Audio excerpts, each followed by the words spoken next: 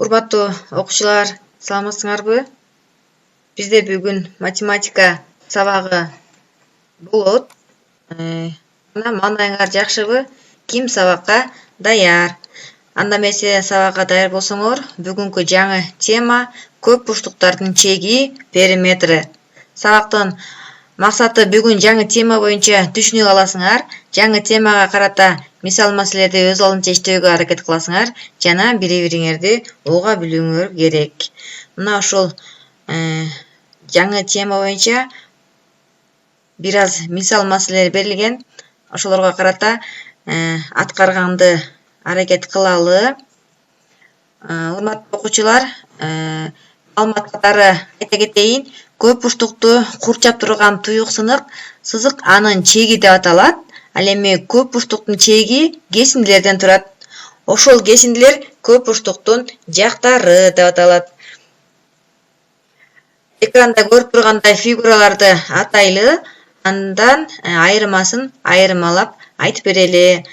Биринчи фигура 4 бурчтук, экинчи фигура 3 бурчтук. Кийинкилери булар туюк сызыктар, балдар. Айырмасы билдиңер. Кийинки тапшырма болсо, бул периметрдик эрежесин жаттап эсиңерге түйүп алгыла. Фигуранын жагынын узундугу, башкача айтканда, жактарынын суммасы периметр деп аталат, балдар. Биз периметрди, фигуранын периметрин П тамгасы менен белгилейбиз.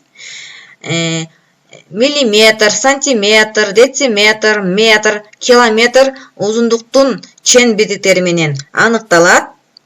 Периметр жөнүндө түшүнүгүбүз дагы кеңейет, балдар. Мындан ары дагы кийинки сабактарга дагы ушул периметрге карата маселе мисалдарды иштейбиз. Ошондо дагы кененирээк түшүнүк аласыңар деген ойду айткым келип атат. 195 маселеге көңүл буралы. Көп бурчтуктун эки жагы бириккен чекит анын чокусу деп аталат, балдар.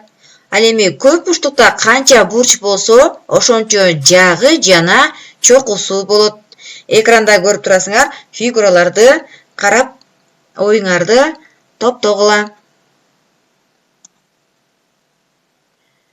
Мисал маселелерди иштөөгө өтөлү анда.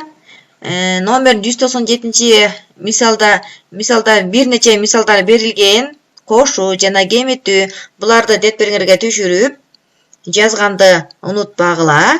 WhatsApp аркылуу кетиребиз. 198 маселе болсо, өзүңөр маселени окуп, андан соң шартын түзүп, андан кийин чыгарып, анан жообун белгилегиле. 199 мисал болсо, 10, 5, 7, 8 сандарынын ар биринен экини кемит. Кемүүчү жана кемитүүчүлөрдү ата. Бардык мисалдарда эмнелери бирдей болуп калды. Ошого маани бересиңер. Кана, убакыт кетти, тапшырмаларды аткарабыз. 201 маселе болсо, 5 бурчтуктун жагы жана чокусу бар. Чекиттердин ордуна кандай сандар коюлат? Мен жогоруда айтып өттүм.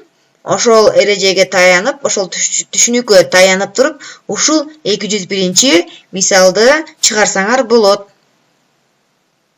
Эгерде жетишпей калсаңар, экранды токтотуп, тапшырмаларды аткара бергиле ирети менен.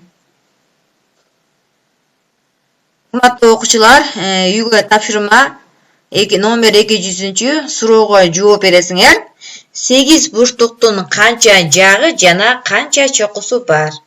Дептериңизге жазып жообун, анан WhatsApp аркылуу мага кетиргенди унутпагыла. Ийгилик барыңыздарга. Бүгүнкү сабагыбыз ушу менен аяктады. Кийинки сабактан көрүшкөнчө, эгерде кандайдыр бир суроолор болуп калса, мени менен байланышка чыкканды унутпагыла.